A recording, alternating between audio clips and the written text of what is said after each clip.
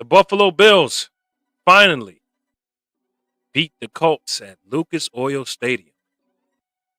Next up, the Kansas City Chiefs.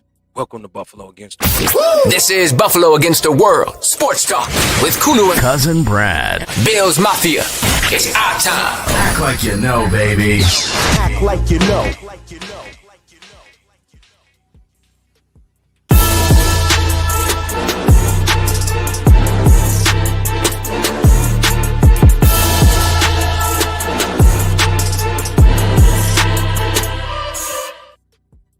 Welcome everyone to another edition of Buffalo Against the World with Kulu and Cuzin Brad and the Buffalo Bills. Do it again. Another 30-piece too. 30-20 over the Colts at Lucas Oil Stadium. First time since 1998 the Buffalo Bills beat the Colts in Lucas Oil Stadium.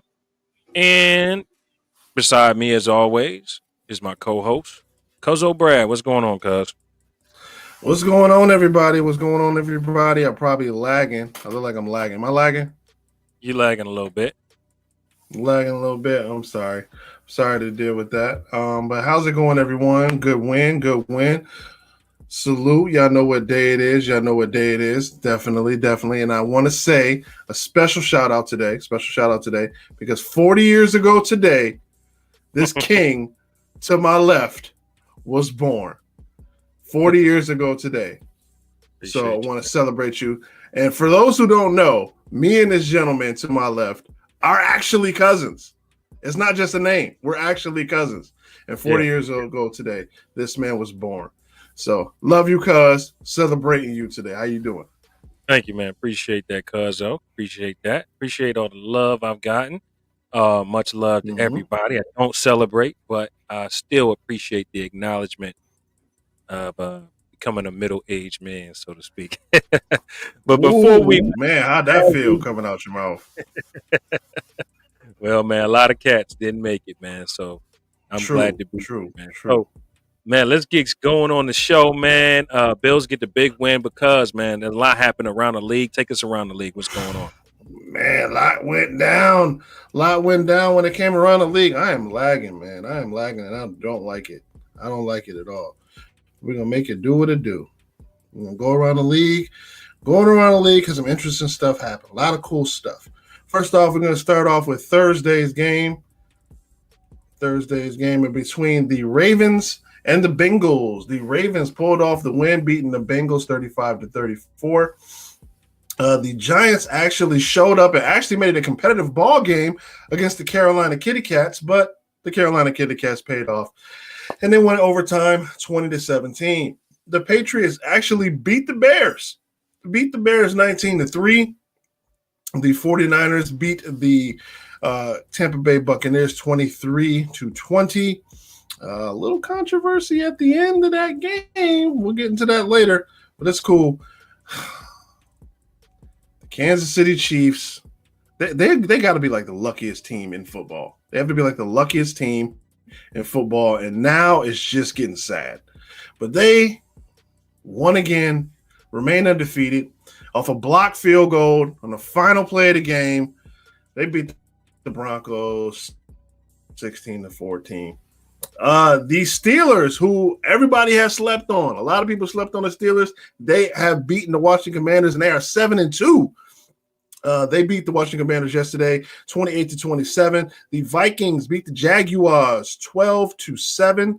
The Saints pulled off the upset against the Falcons, beating them 20-17. Marquez Valdez-Scantling, MVS, a guy we just got rid of a week ago, scored a touchdown and had over 100 yards. Probably should have kept him on the roster. Anyway, moving on. The Titans lost to the LA Chargers 27-17. The Jets didn't even show up in Arizona. They made one good play, and that's kind of it. They lost 31-6. The Cowboys, wow. They fell to the Eagles 34-6, and trust me, the score wasn't even that close. And the Motor City Kitties, I fell asleep on this game last night, but they pulled off the last-second defeat to the Houston Texans, beating them 26-23 off the last-second field goal. And tonight, the Los Angeles Rams play the Miami Dolphins. So, By the way, the Bills finally won in Lucas Oil Stadium yesterday. They finally pulled off the win, finally beating that team in that oil drum they call a stadium, 30-20, beating the Indianapolis Colts. And it's a victory Monday today. Feeling great about it. Yes, sir. Cuz I'm gonna ask you to just go out and come right back in just to get your lag. We'll do that immediately. Right. Yep, we'll do that immediately. All right. So when Cuz comes back, we'll keep going with the conversation, but we're gonna talk about this game. Cuz is gonna come right back in. But listen, man, the Bills got the win against the Colts. Absolutely was great to see the Bills continuing their stampede on teams. Another 30 piece, y'all. Another 30 piece. The Buffalo Bills pull it off, and they got a big game coming up this week. So, guys, let's first talk about the offense. I mean, the offense played very well, but you know what? Let's switch it around. Let's start with the defense because the defense scored the first touchdown. Teron Johnson, man, this kid is balling and always been balling for the Buffalo Bills. Every time this kid shows up, proven to be one of the more efficient. There you go. You're back. We starting with the defense, man. We're talking about Teron Johnson and his interception, the pick six. Teron Johnson is one of those guys over the last 3 years who has really been a standout player in that nickel corner position, really locked it up. It's really turned into almost like a starting position as much as he's on the field. So he's a really impressive player. Austin Johnson snatched the interception with one hand. With the you gotta love when the big guys get a pick. You gotta love when the big guys get one. Does that take you back to Sam Adams against the Patriots? It does. It's always special when a big defensive lineman get a chance to get an interception and run the ball. It's always special, and that one just warmed my heart yesterday because big men they do the dirty work. They don't get love unless they get a sack. They get no love. So it's always special when they get a pick. So you hit the nail on the head. Teron Johnson actually forced 4 turnovers. He forced 4 turnovers yesterday. That's huge. Huge. Yeah. He almost had another pick, too. He did. Almost had another pick he dropped. That would have been crazy. That would have been crazy if he took that one. And that one could have went to the house. So shout out to him. And I always must give credit where credit is due. Sean McDermott's secondaries are always very good. His secondary are always very good. And he played the position himself, play corner himself. So he's very wise on the coverages that he uses against and takes away team's best receiver, the best player all the time. Consistently, he does that. So definitely got to send a shout out to McDermott on that. There was some struggle. Coach. There was some struggle. And the run game, again, continues to be a problem for the Buffalo Bills. We beefed up a little bit. We brought some beef. We did bring some beef back to the middle of the interior of the Buffalo Bills defensive line, but the run defense still continues to be a problem. What's your thoughts on that? Yeah, I mean the run game is just not. It's not holding up the way it's supposed to be. Yeah, I mean when it comes down to it, they're not scoring points. But honestly, the run has been the Bills' Achilles heel. The Miami Dolphins ran all over us yesterday. The Colts ran all over us. The Ravens ran all over us. It is a problem. It is a problem. And it's going to come down to a crucial time because in the playoffs, you're going to have to be able to run the football. And the teams in the AFC like to run the football.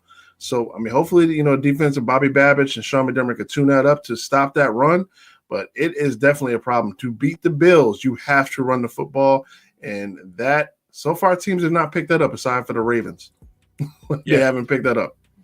Yeah, and that is an issue. But the 3 interceptions really, really took this team down. The 3 interceptions, the defense really won this game. You got to give credit to the defense. I mean, Taylor Rapp making a magnificent interception. Teron Johnson setting the tone in the beginning. And as we mentioned, Austin Johnson, the one-hand interception, just like straight snatched it out the sky. Like, do we see Joe Flacco again after that? Is he done? I don't know. I would have took him out at halftime. I would have took him out at halftime, put Anthony Richardson, Big Tony in, because I mean, honestly, it's not helping your franchise keeping Joe Flacco in there. Yeah, he became more efficient in the second half and he wasn't really missing passes. But at this point, putting Anthony Richardson in, I think, would have only improved your team. And he's a threat. He can run as well as pass. And to beat the team like the Buffalo Bills, you got to be able to run it. He gives you that dual threat aspect that I think would have worked. So I don't know. I love Joe Flacco. Great career. Won a Super Bowl. Still got a little bit of arm in the tank, but I mean, yesterday was just awful. It was just bad. 3 interceptions, not good. And Russo, a sack, another sack for Russo to add on the group. And Teron Johnson also had a sack in the game. AJ Epinesa continues to show why we brought him back here and signed him to that contract. And Quentin Jefferson, another big man, new number. Big boy, 4 sacks on the day, 3 interceptions, 4 sacks on Flacco. I mean, defense won, man. Defense showed out. Showed out. Gotta love the defense, man. It really wasn't an offensive game. It really was. I mean, don't get me wrong. The offense did make some plays, but the defense definitely showed their colors yesterday. They definitely showed out. I feel like we should have wore red pants yesterday. It became very confusing at times. Really confusing at times, especially, shout out to my mom. She was watching the game, but it definitely became confusing. I feel like we should have wore red pants yesterday. I don't know. Yeah, Teron, and you mentioned this pregame that he plays like he's the biggest guy on the field. He's not. He does. He plays with a lot of heart. I love it. It's another guy I might like to see at safety. Really Nah. Don't take him out of position. Leave him right where he is. Yeah, these players are interchangeable in this Sean McDermott defense. Not him. There is some talk that's been going on. It was in the built-in Buffalo chat earlier today. Terrell Dodson just got released by the Seattle Seahawks. So this is a familiar guy. We do need linebacker help with Spector going to IR. Milano could possibly be back in the next few weeks. Yeah. We don't really know about that just yet.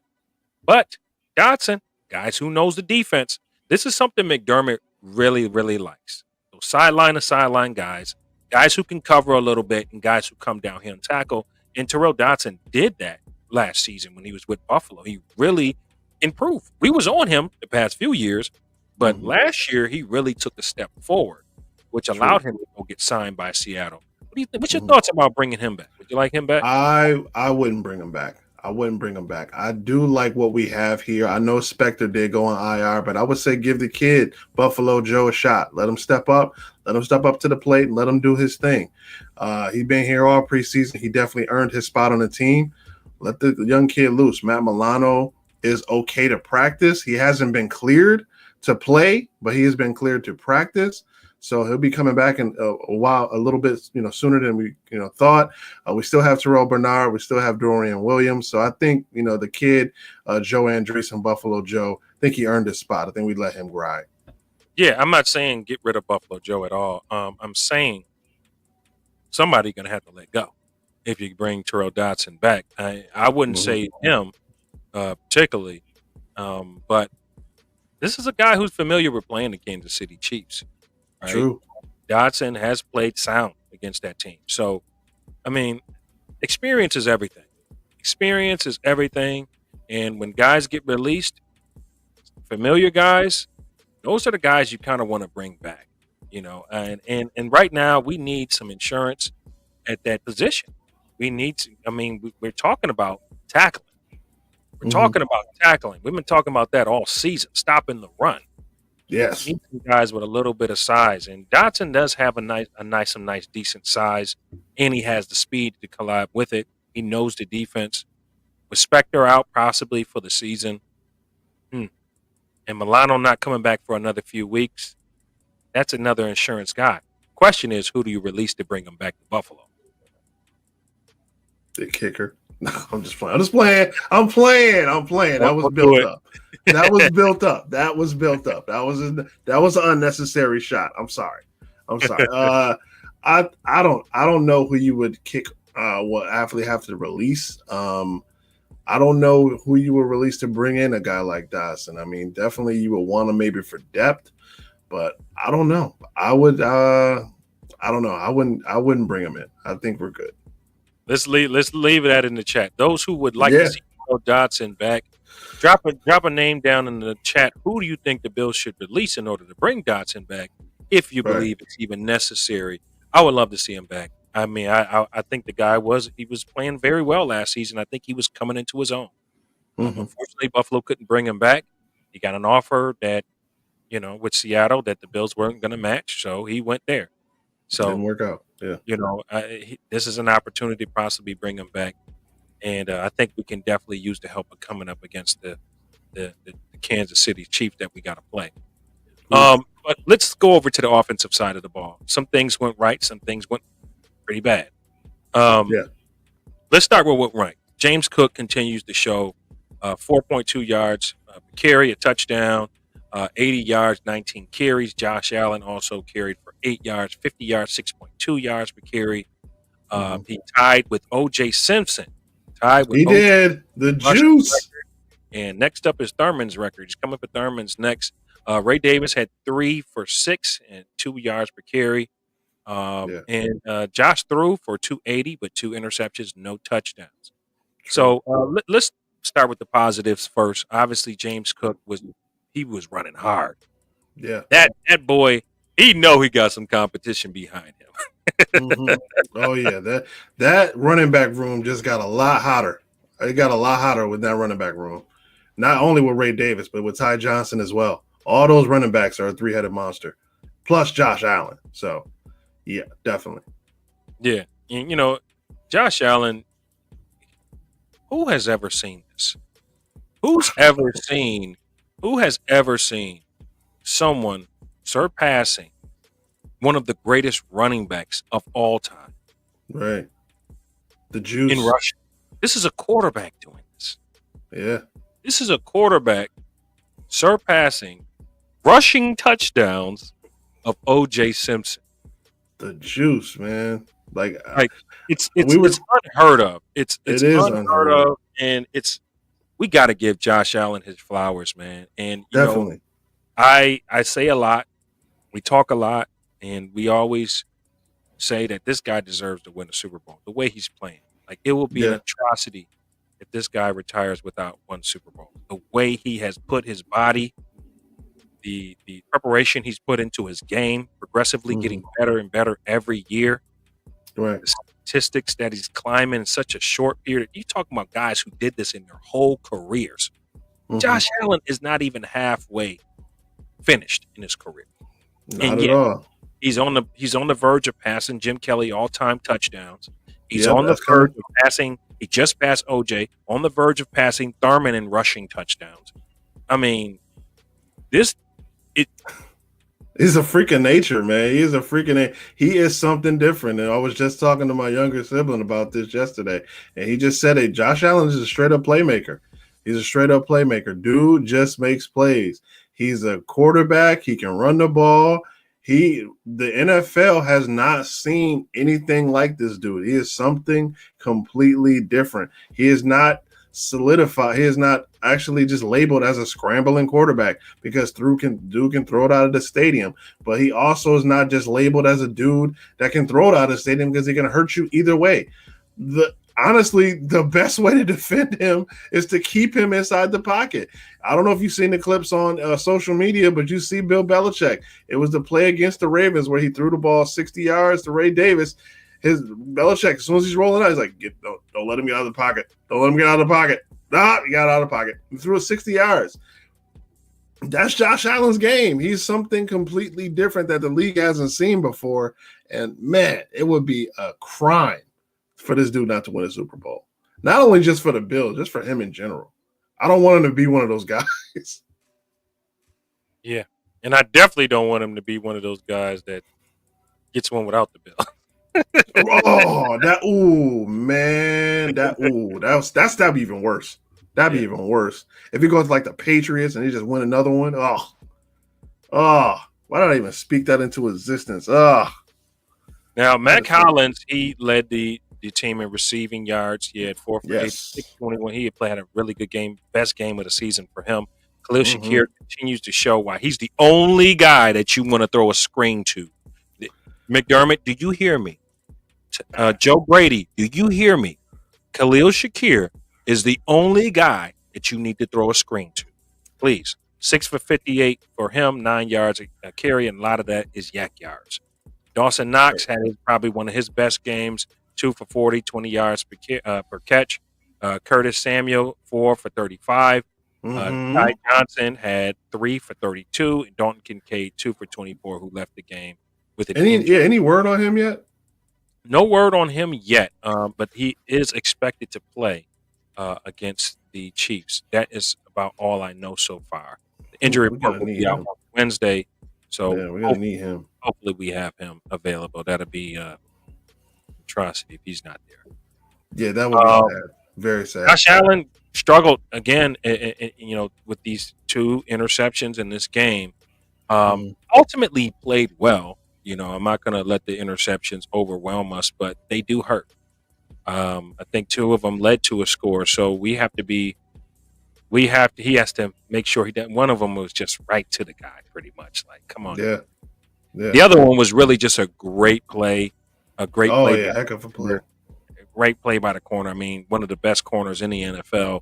He just got to that spot. He read Josh's eyes the whole way, got to that spot, took it. The first one though, that wasn't it. That was on your 99 overall too. He was rolling out like that's your 99 overall. I guess that's the 1% that happens. But you know what? He was that time. The second time was the rollout one. The other time was the rollout. The other one was like he was trying to escape the pocket to the left. Left, not to the right. The right is his real strong suit. Right. And he just kind of just lasered it in there, tried to laser it in there, and then it didn't even work close to the receiver. Oh man! So that's where trusting your arm a little too much goes wrong. But other than that, the Bills' defense was able to hold throughout the game, pretty much. Besides that, you got to be very careful though. We got to be careful because football is a game of momentum, and when you're playing in other people's stadiums, you don't want to lose the momentum like that. True. And what was killing us? What has been my problem? The holding penalties. Oh gosh, it has hindered us, and they continue to get these holding penalties. Deion Dawkins, love you, man. You already know. I love what you do for the community. I love you on the team. You're one of the best tackles in the game. But the holding penalties, come on, bro. Cut that down. I get it. They're going to be targeting you because you're good, but still, holding penalties, cut it down, bro. That's all I'm asking. Yeah, it wasn't just him. It was Osiris Torrance as well. I know. It was the whole line. Yeah, it was. Yeah. We gotta tighten that up. We gotta demand excellence. McDermott, you gotta demand excellence. You want to win. Yeah, that's so not like us with that offensive line. That's so not like us. You know what I mean? Hey, Cuzzo, I'm not superstitious at all. Okay, Buffalo Against the World fans, we're not superstitious at all. But did anybody else happen to watch that Gladiator 2 commercial? And at the end of the commercial, it said Bill Stadium. Did y'all see that? It said Bill, like on one end of like the Super Bowl. Mm-hmm. It did. Think about that. What you think about that? Dude, when it comes to the Super Bowl, I don't even NFL telling us something. I don't even want to touch that. Like, I don't even want to touch anything. Let's just get through the Chiefs. And I don't even mean this week. I mean in the playoffs. Before we even talk about, I don't even want to talk Super Bowl until we beat the Chiefs in the playoffs. That's what I'm focused on right now. Once we do that, we can play that clip on the show. We can run that back and play it on the show. But right now, I don't even want to. I'm encouraging everybody to go look at that again. Look at it. It's at the very end. It shows the full stadium, and it has one half, and it has a Bills end zone in it. Yeah, and it's a Gladiator. So you're talking about who's going to be the best of the best. So you're talking about the Super Bowl here.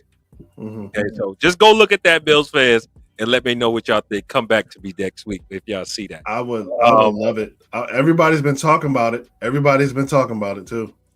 Dawkins has made false start calls too. Yeah, he has. Yeah. We got to clean it up, Deion. We definitely do. We definitely have a lot to clean up. Well, that'll lead us to our Buffalo against the world hater of. If there's any haters in here right now that don't have nobody to hate on, feel free to hate on me. Keep the hate coming. Keep the hate coming. Buffalo Against the World show. Turn me up some more so my haters can hear. All right, Cuzzo Brad, I got this one. you got one already. I got one this time. Now, I don't even know this dude's name. One. I don't know this dude's name, but Sandra mentioned him earlier, so I'm going to put Sandra's quote up here. Okay. Now, the punches that went towards Josh Allen's head. Come on, man. By Dano. Okay. Yeah. You are this week's hater of the week. For what? Because you got blocked? Because you got pushed over in a 4th and 1? You try to punch the quarterback? You punched the quarterback. Like 4 times, too. Like, what are you doing? Yeah. You want to punch somebody instead of tackling somebody? Okay, to be fair, hold up. To be fair, how we know he wasn't trying to punch the ball out? I can't even defend him on this one. Go ahead. No, he wasn't. You are this week's hater of the week, trying to punch the quarterback. You did punch the quarterback in the head. I think he only connected once. No, he connected 4 times. He only connected with Josh Allen in the head once, I believe. Okay. Yeah. And once in the head. He was swinging. He kept swinging. And the NFL better do something about that because y'all. He'll get that FedEx. He'll get that FedEx in his locker. It ain't happened yet.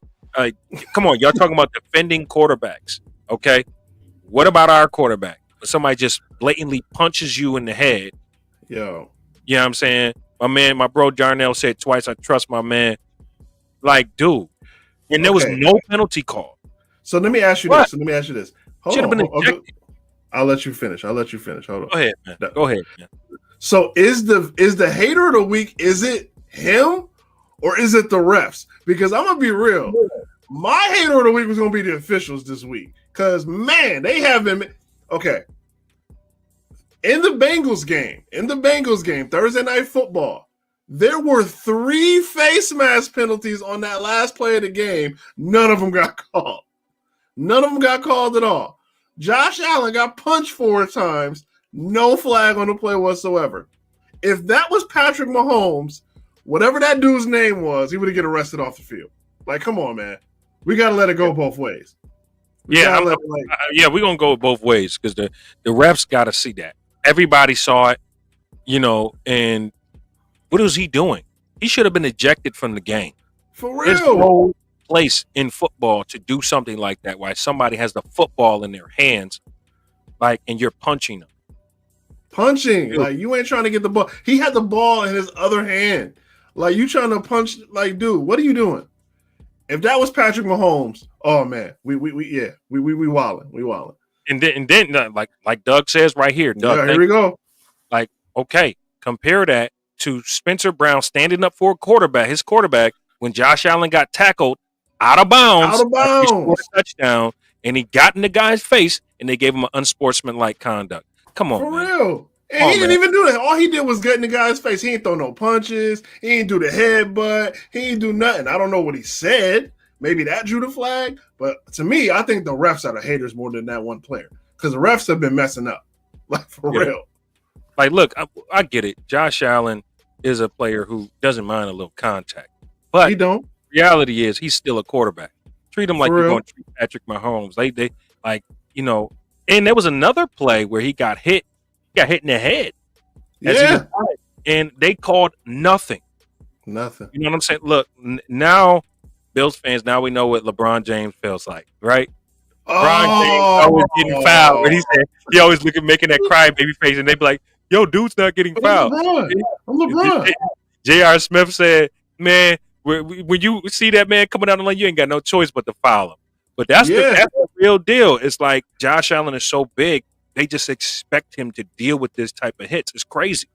Okay, but now I understand dealing with hits, but this dude was throwing literal punches. Like, dude was throwing punches at the quarterback on national television, and no flag was thrown. I would even, you ain't got to get thrown out the game. I would have took unsportsmanlike conduct and move it half the distance to the goal. I would have been fine with that. But if that was Patrick Mahomes, he's going like, come on, man, you're going to jail. I mean, he's going to get the FedEx in the mail probably tomorrow. He's going to be sitting on his locker. But come on, man, like what's going on? What's going on with these officials, man? Yeah, what is going on? These officials, man, they are not official right now. They're official tissue right now. They ain't doing their job. All right, well, that'll lead us to our winner sentence. It's us against the world. It's us against Buffalo against the world. It's us against. All right, this week's winner sentence. It got mentioned earlier today. So I talked about it last week. You mentioned it earlier in the show. And I drop it on him. MVS, big game after the Bills release. Is it a winner or sin for the Bills?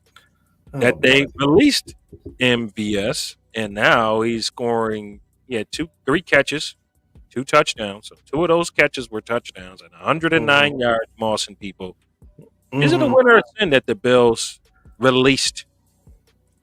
Go ahead and get it. Go ahead and get it all. Get it out your system. Go ahead. It is a sin. Go ahead. It's a sin, and I said it last week.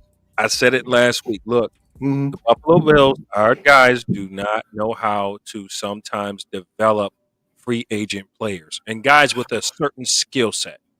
If you ask me, I don't know what happened behind closed doors. I really don't. I don't know what happened behind closed doors. But I will say this. MVS is way better than Curtis Samuel, by far. By far better than Curtis Samuel. I don't care what nobody say. That's all about money right there. That's all about money. The money signing that you gave Curtis Samuel that you say, he got to play. You pull him right now. You pulling a Doug Flutie, Rob Johnson move with Doug Flutie. Whoa. Because there's no way this guy with that type of speed, 4.32 speed, a guy who can stretch the field. Now, here's what I'm trying to tell people who don't understand football. Football is sometimes a game of decoy, right? True. MVS has won a Super Bowl, right? He did. And he was he made a crucial catch in the Super Bowl. Did he or did he not? Okay. He did. So when teams see him on the field, defenses, they know his ability to stretch the field, number one. And that also helps guys like Coleman, Cooper, Shakir, because he's going to demand a safety's attention. That's understanding football. Sometimes, I don't know what's going on and being in McDermott's mind, they don't understand using certain players' skill set as a decoy. And that's my issue. So I'm going to say it's a sin. I would say it's a meh. I mean, dude, if Chris Olave doesn't get knocked out of the game, he might not even be on that team. I'm gonna be real. He had a great game. I am taking nothing away from MVS. Had a great game. The Saints upset the Falcons in that big rivalry they have down there. And one of those catches was luck. He made the catch. Dude missed the tackle. He broke it in for 6. Other one was a great catch he made in the back of the end zone. That was great. But I mean, like, it wasn't really a drop. We still won. If we would have lost to the Indianapolis Colts, definitely a sin. But we still won. So, I mean, I'm not mad at it. And we still have Amari Cooper, and we still have Keon Coleman that we didn't have yesterday. So, yeah, he would have been great for us yesterday when we needed him in there. But while we had him, he didn't do nothing. We signed Key. We had to go to Amari Cooper for a reason, and he was on the team. So, I mean, sometimes it's not the player. Sometimes it's just the system. Sometimes it is, but it'd have been nice to see a guy that can stretch the field on the same field with Amari Cooper. Because it just takes, again, sometimes like I said, sometimes you're playing decoy. Because a guy like that demands attention. You can't play safeties up front in the box like that in trying to guard the middle of the field if you got a guy like MVS on the team. Curtis Samuel, I saw it in the chat that someone said Curtis Samuel's got the same speed. He's not the same speed. And that's not true. No, he's older. Now, and let's be fair. Let's be fair. MVS got hurt in the preseason. Did he or did he not? He did. He did. Got hurt in the preseason. I say it all the time. The best ability is availability. He wasn't there when we needed him. To me, Keon Coleman stepped right up. He stepped right up to the plate. I wasn't ready for him to start. I wasn't ready for him to be the number 2 guy. He stepped into place and did his job. So, yeah, MVS was here. He got hurt. And then when he got on the field, he dropped passes. Did he or did he not? There was some overthrown, too, though. Some were overthrown. I'll give you that. The one was way overthrown. I don't even know where Josh was throwing on that one. But, yeah, when he got in, he didn't really do much, and we were winning. We're 8-2. We're not losing.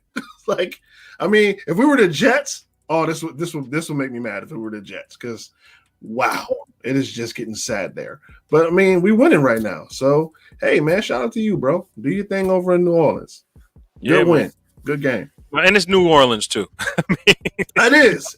Receiver would shine over there right now. So it is. Exactly. Curtis does have potential. Again, I've said this on the show previous multiple times. You had Hardy here last year, right? You're trying to use Samuel the same way you're Hardy. Used Hardy, and it didn't work last year. Before Hardy came, you had Isaiah McKenzie, and it didn't work then. This role that they're trying to use an H-back / I don't know what they're trying to do. Screen guy, it doesn't work for Buffalo. Okay? The screen really hasn't worked since we had LaShawn McCoy on this team. Like, the only guy you're going to do that with is Khalil Shakir right now. Period. He's the only guy hungry enough to make the catch and get yards after the catch. Everybody else, they make it and they get tackled right away. It ain't doing nothing. Stop it. Whatever happened to putting Curtis Samuel in the backfield as they talked about? He is not done it. What are you? I don't even want him in the backfield. I'm going to be real. I don't even want him in the backfield. Well, listen, again, this is a guy, he can be a decoy for 2 backs in the backfield. This is the ways that you can get creative with this type of stuff. We talked about the 2 tight end set. We have barely seen that this year. True.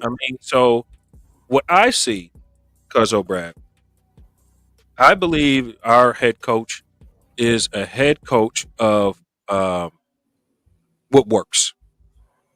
Yeah. He's a head coach of if I haven't seen it work, it's not real. That's how he is. He is the guy like, look, if I've never seen Curtis Samuel produce there, don't do it. If I've never seen MVS produce, he ain't good enough.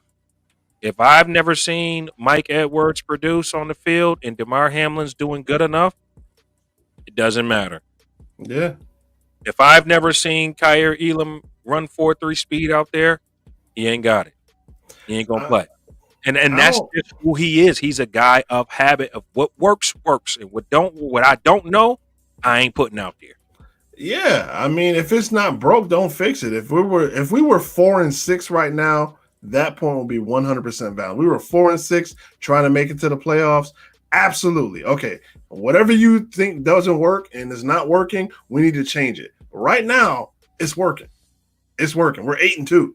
This is the first time we've been 8-2 since 1993. So if it ain't broke, don't fix it. I would love for MVS. I would love for Curtis Samuel to be more of a role. I would love to have that sort of H-back, sort of slash player. I would love to have that. But right now, that ain't us. We are literally going with what's working for us. What's working for us is getting Josh out of the pocket, letting them pick, dink, and duck down the field, and getting in the end zone and scoring more points than the other team. Now, would that work for the remaining, team like the Chiefs or somebody like the Lions? Don't know. We have to see what happens when we get there. But if it ain't broke, don't fix it. I definitely think they got to use Curtis Samuel in a different way. I don't know what's going on, but it's not working, whatever they're doing.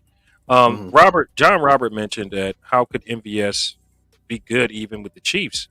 The Chiefs let him walk. Well, let me tell you something. They got what they needed out of him. And that's not fair. The Chiefs let everybody walk. They let Tariq Hill walk. No, that's not fair. That doesn't really. They let Juju walk too. That's not fair. Unless your name is Patrick Mahomes or Travis Kelce, you're replaceable. Yeah, or Chris Jones. Don't forget. Or Chris Jones, yes, or Chris Jones. They're not letting them 3 walk. They are the anchor of that team, that football team, and of course their coach. But I will say, Kansas City is more plug and play. Their playbook Yeah, is probably not that complicated, even though it looks like it sometimes. And there's a lot of things that Patrick Mahomes just makes happen. He just makes things true. happen sometimes. But I noticed that when they sign guys, like they signed D Hop last year, and we'll get to the Chiefs. This year, they signed him this year. They signed him this year, last Yeah, week.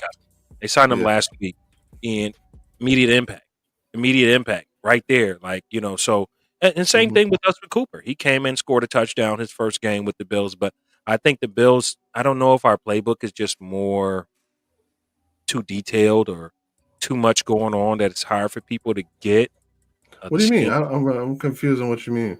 I mean, because there's been guys like who we're talking about here, NVS, who came here, didn't thrive. He won a Super Bowl.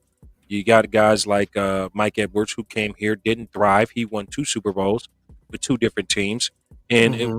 what is so difficult about the Bills playbook that people are just not picking up from other teams? I just don't know. I mean, the way I look at it with the MVS situation, he went to New Orleans. They have nothing to play for. He just said, "Look, man, just get open and I'll throw it to you." You got Derek Carr, Olave just went down. All the drama we mentioned on the show last week with that team. Just get open. We signed you here. Get open. I'll throw you the ball. Make plays. And that's exactly what he did. As far as Mike Edwards go, I mean, where are you going to fit in? Where are you going to fit in here? I'm not going to take Taylor Rapp off the field. I'm not taking DeMar Hamlin off the field. So where are you going to get in at? Oh, if you want to get on special teams, go right ahead. But as far as starting, we're not putting you in, bro. It's not going to happen. Yeah, it's definitely not happening. So it didn't happen. Yeah, we'll get more into that. All right, Mhm. and that will lead us to right now. I want you to like, share, subscribe to the Built in Buffalo platform.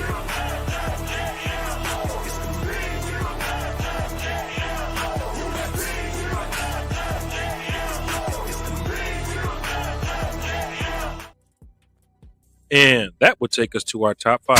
This is the BAW Top 5 segment. Buffalo, get ready. Getting hot. You got them? Well, let's get them. All right, Cuzzo Brad, we're gonna wrap up this Colts game right here. Top 5 plays. Starting with you, I started last week. So starting with you, what was the number 5 play that determined this game for the Buffalo Bills? I would say the strip sack. The strip sack that Groot and DeMar Hamlin combined together, man. I think that's the number 5 play. That was a crucial moment in the game, and it was just awesome to see. So I think that would be the number 5 play. All right, I like that play. I'm gonna go with James Cook, the flip touchdown, Mr. Flip Man.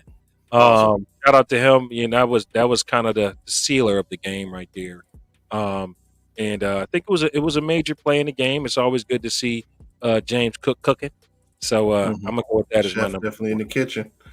Jimmy 3-piece getting his flip in the end zone. Definitely, I would say the number 3 play would have to be Josh Allen bullying people and getting in the end zone. As far as number 3, that was just awesome. Dude just comes in can't tackle him there. He just runs in the end zone. Then dude tackles him out of bounds. He just gets up and stares at him, give him the death stare. Love it. 17. That's the number 3 play of the game. I got to go Austin Johnson's one-hand catch, man. Yeah. Got to go Austin Johnson's one-hand catch interception. I got to go there because it didn't go. We didn't get a touchdown off it. I believe we got a field goal. Shout out to Tyler Bass, honorable mention, 3 for 3. But I definitely got to go Austin Johnson's interception. Again, you reminded us earlier. Reminded us of the Sam Adams, even though he didn't return it. Big boys catching balls like that out the air, just like it's special. It's always special. Got to be known. Always special when the big guy gets a pick. All right, that brings us to number 1. I think number 1 obviously is the Taron Johnson pick 6. He was due for one. He's been making a lot of plays, causing a lot of turnovers, doing exactly what he's supposed to be doing.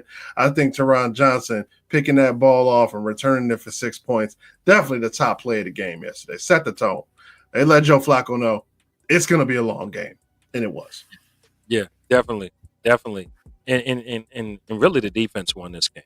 The defense was dominant. I mean, Again, we would like to see some better stopping of the run.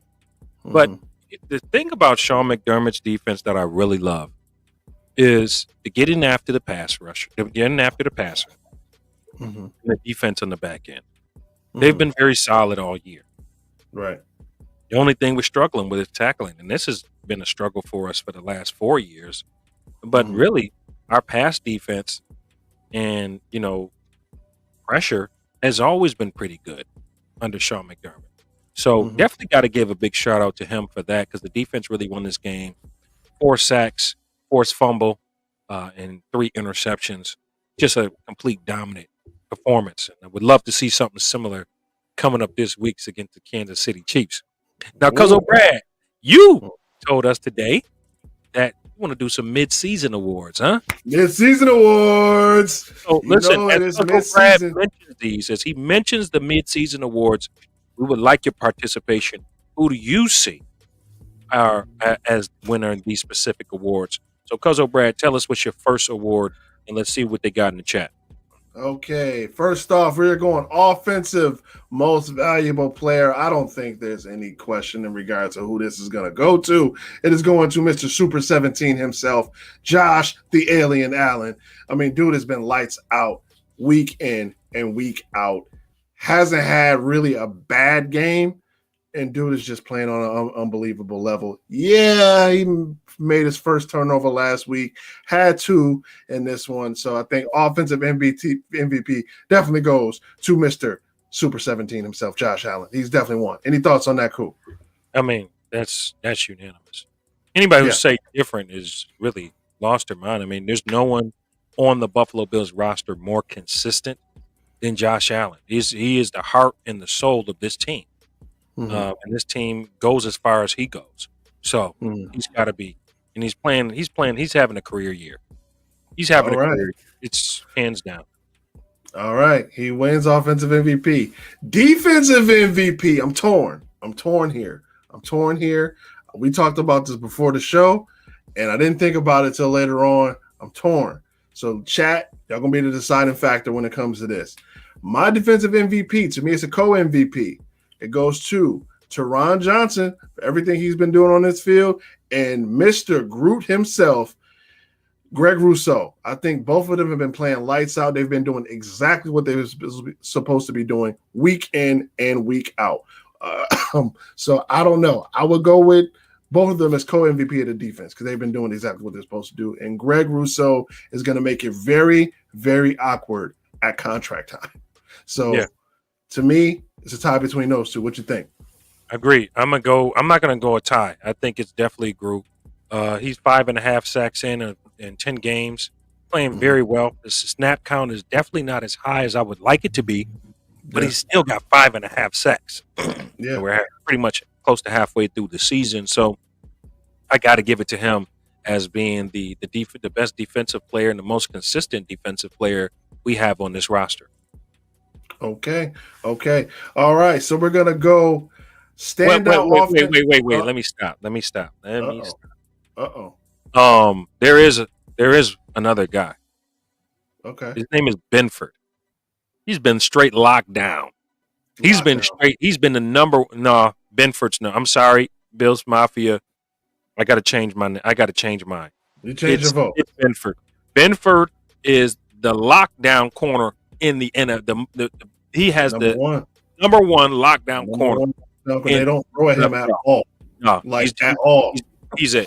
I see. I want to do that, but I mean, to be fair, he does his job so well. Like they don't throw at him. His guys are never open. So, technically, he's doing his job, and he don't make the interceptions. He does make the knockdowns, and they don't throw his way. So I mean, technically, he's doing his job. So yeah, we can go number 1 rated corner as far as PTF. He's doing his job. So who y'all got? Y'all got Groot or y'all? Leave it in the chat. Leave it in the chat. Tell us what y'all think. I'm saying Benford all the way. I mean, really, the secondary has won so many games. Yes, the pass rush has done great. Statistically wise, of course, it's Groot. But when you're talking about people who don't even throw your way, like you prime time or something, like that's a stat. zone. So He's taking away his half of the field. It's taking away half of the field. Shout out to him. I forgot all about that. And that's the thing.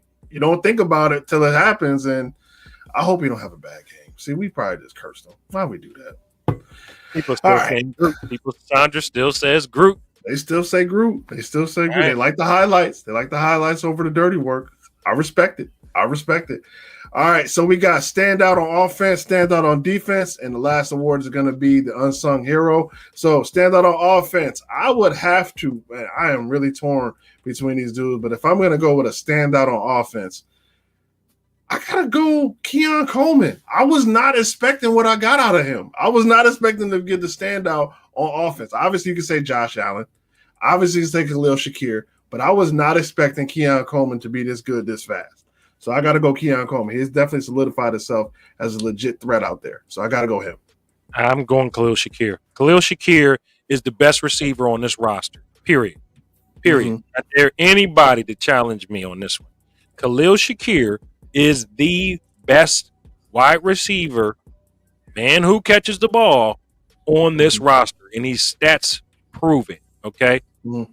His stats have been on par with Stephon Diggs the whole year and last year. Okay. That's fair. That one goes to Khalil Shakir, definitely. He has to get an award. He's the only receiver breaking tackles, making just about every catch that comes his way. He's the guy. He's the guy. All right, that's fair. Now stand out on defense. My standout on defense has got to be another guy that I was not expecting to play this well and has done his job 100%.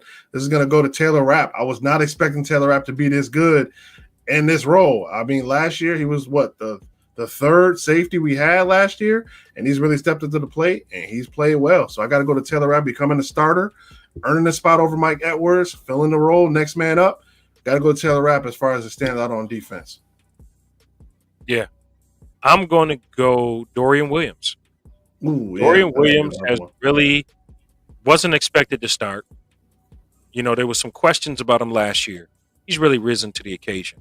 And what he showed me when we played against the Baltimore Ravens is I'm not afraid to hit Derrick Henry. He was the only dude that was not afraid to hit Derrick Henry. Respect. And he laid him out a few times. He did. Listen, I'm here, bro. So, you know, that I respect that about this kid, man. This kid's he's gonna give it his all. We know what we talk about with him with the passing game. Sometimes he gets caught up in the mix, but for the most part, very solid backup linebacker, and he stepped into that starting role very well. Again, Sean McDermott and Brandon Beane do very well finding these guys that you really don't expect to be superstar players. But there's guys in the middle that can kind of fill things out in the middle, and he's really overachieved. So I definitely got to give that to Dorian Williams in the middle of this defense. Okay. All right. Now, the final award is the unsung hero. This could go on offense and defense. We're both going to have a say on this. My unsung hero for this season goes to Mr. Damar Hamlin himself. Mr. Hart himself represents dude playing great. He is playing great. Every single play he is in on the tackle, every type of pass breakup, he is there. He is making the plays. He is saving touchdowns. He's making interceptions. He is doing it all. Unsung hero, definitely to me, Damar Hamlin. I got to go him. Yeah, I got to agree with you on that. Because, yes, where he lacks in his athleticism, his knowledge and understanding his assignment is his strong suit. Mm-hmm. He understands the assignment in that defense.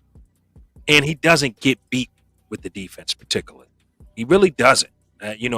And I know a lot of guys, like even myself, sometimes I really want to see a more athletic safety. But the reality is, like you said, if it ain't broke, don't fix it.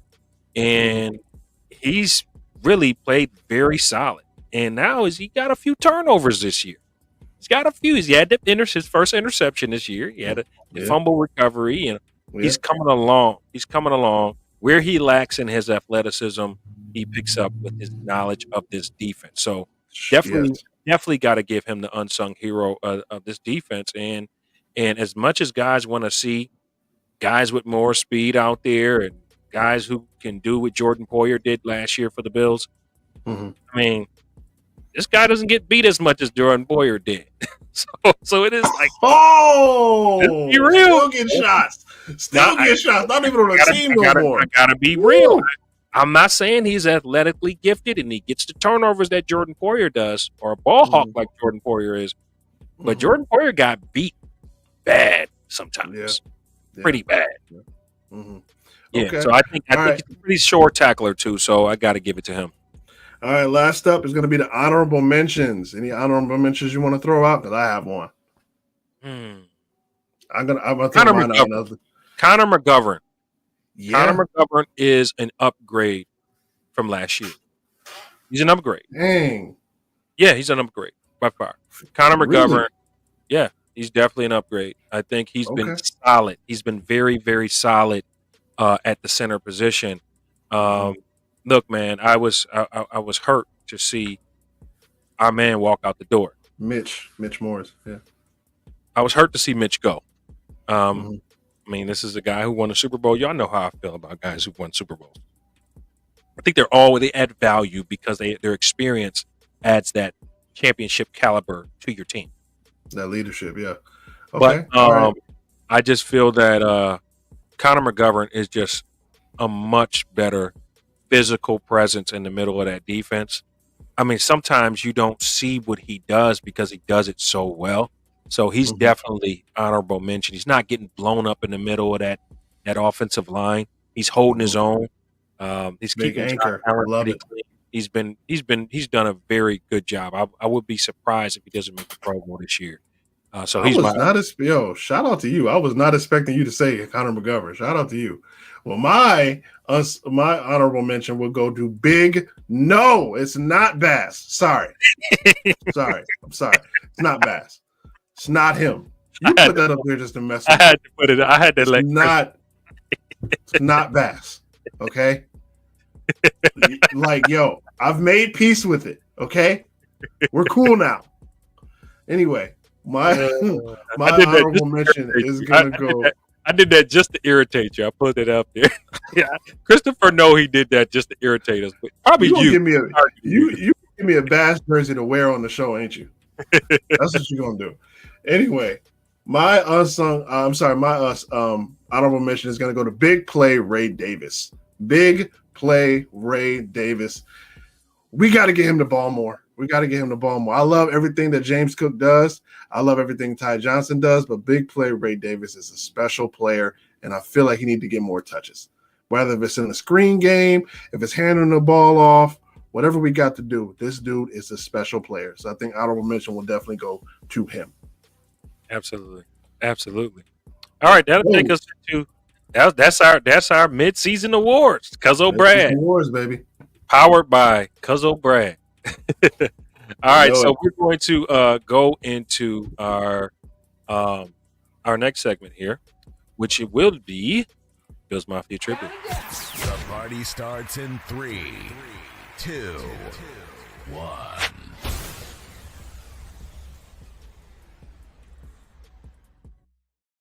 I'm trying to catch some people off guard yesterday who was watching the game. I'm sure all of you were watching, but you might have missed the commercial, or you might have missed the highlight of some Bills history. They're watching like our text messages. I sent this to you before the game even. I sent this to you Thursday. Yeah. I sent this to you Thursday. Yeah, and I think they started intercepting. Y'all don't know. CBS. If y'all don't know, y'all don't know. But who was the Bills starting quarterback the last time the Bills beat the Colts at Lucas Oil Stadium? No, they weren't at Lucas Oil Stadium at the time. They were still at the RCA. No, they were at the RCA Dome. RCA. They weren't at Lucas. Okay. Yeah. Okay. All right. The last time the Bills beat the Colts in the Colts Stadium. Let's just say Indianapolis. Okay. In Indy. There you go. So when was the last time the Buffalo Bills beat the Colts in their own stadium? Who was the starting quarterback? Oh man, some guys they know that easy. I mean, CBS ruined it. Thank you, CBS. Flutie Flakes. Actually, Flutie Flakes, man, he was actually the most exciting quarterback we had before Josh Allen. Like, Doug was that dude, man. Look at Doug. Look at the Doug, determination in those eyes. man, he was Oh, like, "Yo, man. y'all said I couldn't play in this league," and he got his shot. Yo, Buffalo, man. for real. What an amazing time that was, Cuzzo That Brad. was fun. That was a fun time to be a Bills fan around that time. Shout out to Doug Flutie, man. He was awesome. Definitely Flutie Flakes were popping. Now, bonus points if you know the quarterback he beat in that game. Just FYI, it's a Hall of Famer. It's a Hall of Famer. He beat a certain quarterback in that game. Bonus points if you know who that is. Oh yeah, Can we get somebody in that? Doug Flutie beat? Who did Doug Flutie beat? In that game. Not hard, Yeah. guys. This is not rocket science here. Hey man, Hall of Fame. Hall of Fame. Oh my goodness. Oh my goodness. Wow. Christopher, you Okay, playing they're with him. You're trolling. They're trolling. He didn't even play for the Colts. You're There trolling we go. right now, Chris. You're trolling. Peyton Manning. There we go. Peyton Manning's rookie year. Peyton Manning's rookie year. Shout out to them. I know they showed the clip. Like, why does CBS do that? Yeah, Like, I'm so pumped up for the Bills trivia. Like, when I sent that to you Thursday, I'm like, yo, nobody's going to get this. And the first thing they showed was the Flutie jersey against somebody. I'm like, oh, man, they done ruined it. They really ruined it. We gotta go deeper. We gotta go deeper in the history books, man. We gotta go deeper. Yeah, we had to throw that one up. We had that one prepared for you guys. I know. Yeah, man. So, man, big game coming up here. Big game coming up here. Kansas City Chiefs. We're over time, but we're going to keep this going for a little minute because this is a topic of discussion here. We have the Allen versus Mahomes, how to get a dub section. Very, very competitive rivalry over the years. Buffalo is 3-1, and Josh Allen is 3-1 against Patrick Mahomes in the season. Again, he's 0-3 in the playoffs. So, does it even matter in this season? Does it even matter? Does it even matter? It does. It does. Because it's still a measurement stick game. I've heard people say, I hope the Bills lose so we can beat them in the playoffs. Yes. I'm not with that. I want to beat them now. I want to beat them now. I want to beat them now. I want to beat them badly. And then I want to beat them again in the playoffs. So, what is your thoughts on how Buffalo wins this game? I honestly, I mean, if we beat them, great. But honestly, I really don't even care unless we beat them in the playoffs. I really want to beat this team. I am so sick of this team. It makes me vomit that they are still undefeated. And yes, it would be wonderful to give them their first loss of the season. But honestly, I think if we give them their first loss, it's going to do nothing but fuel the fire, going to destroy everybody, and beat us in the playoffs again. So I don't even know how to feel about this game. It's like, you know what I mean? It's like mess around and find out. Like, you know, don't poke the bear. Don't poke the bear. But okay, I can't try to sell this. I want to win this game. I want to win this game. I want to win it. I want to beat Patrick Mahomes. But you and I both know we have to beat this team by 50 to beat them by a field goal. You already know. So let's just get it out of the way now. Now, wifey here, this is my wifey here, Winter. She mentions, what do we think about the rigged allegations? Look, there was some allegations back when the Bills, earlier this season when they played the Bengals with that controversial pass interference call. And here we go again with the hot mic thing with Patrick Mahomes versus the Broncos. I mean, look, man, I don't know. I don't know. I've always think that, look, they helped the Patriots. They're now helping the Kansas City Chiefs continue to win games. They're continuing a narrative, babe. I agree with you on this one because, look, it's on tape now. It's on tape. I know. You can't hide it anymore. They better get fined too for that because this is crazy right now. What's going on? Okay. See, here's the thing. Here's the thing with that though. If they do get fined, do you think Goodell's going to pay the fine? You better. See. Better. See? So it's really not even helping. It's really like Now it's not funny. Like now it's not funny. Like the season was like, yeah, they're one toe from being, from beating the Chiefs. The Ravens were the controversial pass interference, that play where he was gonna go out of bounds, but he goes for another 30 yards. Like I'm just tired of this team winning. I'm tired of this team winning, and I really like. We're gonna have to beat them by 15 to beat them by 3.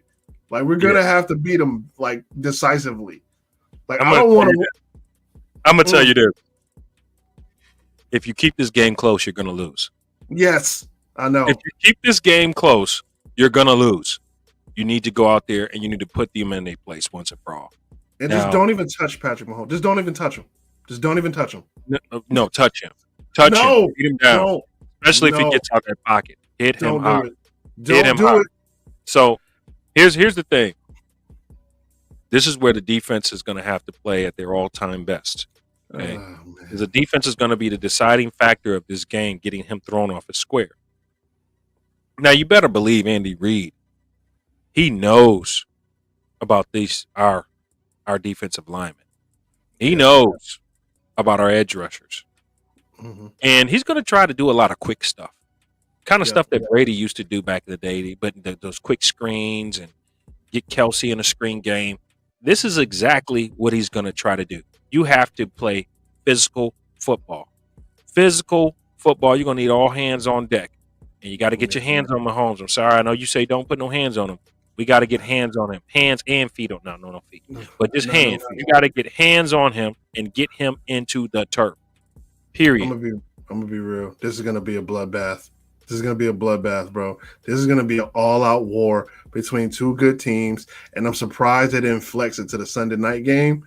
But this is going to be a battle. This is going to be a battle. Xavier Worthy, D-Hop, Patrick Mahomes, Travis Kelce, Josh Allen, Amari Cooper, Keon Coleman, James Cook, Chris Jones, Groot, and possibly, Sean possibly McDermott. no Keon Coleman. It's been reported Possibly. that Keon Coleman may not play this game. Okay. So don't throw that out there just yet. Matt Collins then. Andy Reid versus his old student Sean McDermott. This is going to be a straight up slugfest. And honestly, I can't wait. This is going to be the game that's going to have your stomach turning until the very end. And oof, man, somebody got to lose.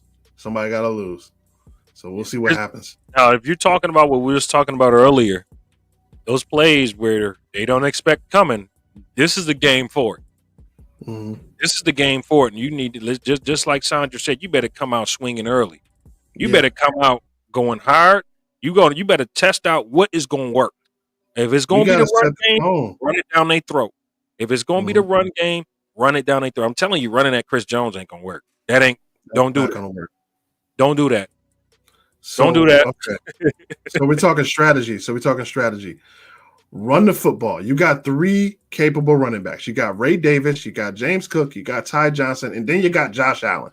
Run the football, control the clock, keep 15 off of the field. Keep them off the field as long as you can. Milk that clock, milk it. Don't hike the ball until there's 3 seconds left on the play clock. Let it go down to 1. Milk the clock and keep him off the field. The less time he has on the field, the better. Yeah, I agree with that. And when he gets on the field, you got to hit him.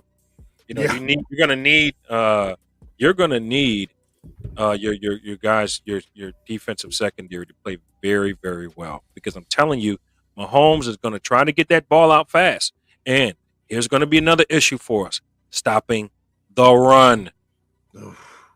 Please, if the Chiefs, they watch film, y'all. They do. They watch film, y'all. They watch film. They're gonna sniff that out so fast, and they will run down your throat if you let them. They got 2 solid backs that's decent enough to run down your throat. Don't play with this team.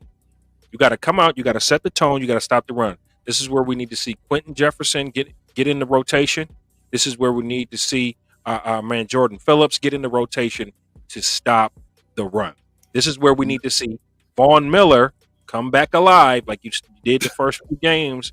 Come back alive. We're going to need you in a game like this. So again, Josh Allen is going to be, and I think you're 100% right, Cuzzo, when you say everybody need to be running. Josh Allen needs to run.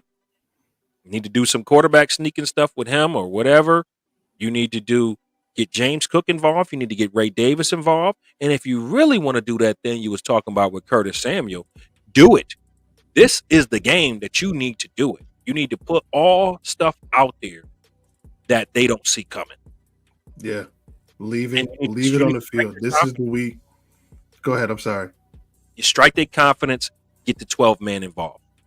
Last year, we didn't get the 12-man involved enough to win that game. We did. We did. So I need the 12-man involved. We need to control the momentum of that game, run it down their throat. Physical football, win the game of physicality. Dude, like I said it, this is gonna be a war. This is gonna be a straight up bloodbath. If I'm Sean McDermott, I'm telling you guys, look, play as hard as you can. Leave everything on the field because you got a bye week next week to heal up. But this is gonna be a straight up war. And it's gotta be for AFC supremacy. Who's gonna be that number one spot? Who's going to be that number one spot in the playoffs? As it look right now, before we even in the show, it's going to run down the playoffs teams as we go.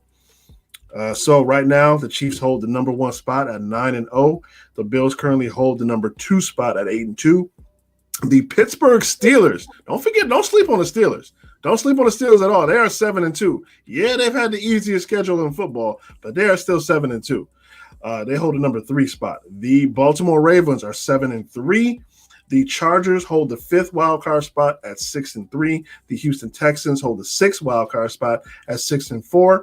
And the Broncos hold the number 7 spot at 5-5. Colts, Bengals, and Jets are all in the hunt. It's been tight. This is that time of year, and like you said, supremacy. This is it. All of the guys that have went up against this team, including the Baltimore Ravens, have not succeeded. Yeah. Have not succeeded. Even the game last night, they should have lost. The Broncos did not succeed with a blocked field goal. Like, these dudes just find ways to win. I'm telling you all. Whatever has to happen. Like, what has to happen? You gotta beat them down. You got to beat them by 15 to beat them by a field goal. You got to beat them down. And that's why I say this game needs to be a blowout. It needs to be Buffalo just coming out, firing, just to say, like, we done with this Chief thing. We done with that. So we go into the playoffs. I know it's probably not going to be a blowout, but they need that so they can go into the playoffs with the confidence that we scored 4 or 5 touchdowns on these boys. Yeah. You know what I'm saying? So I think that's what's going to really put Buffalo at the top. Let's keep it real. We owe them, man. We owe them a beatdown. This team has been the Achilles heel for us the last 5 years.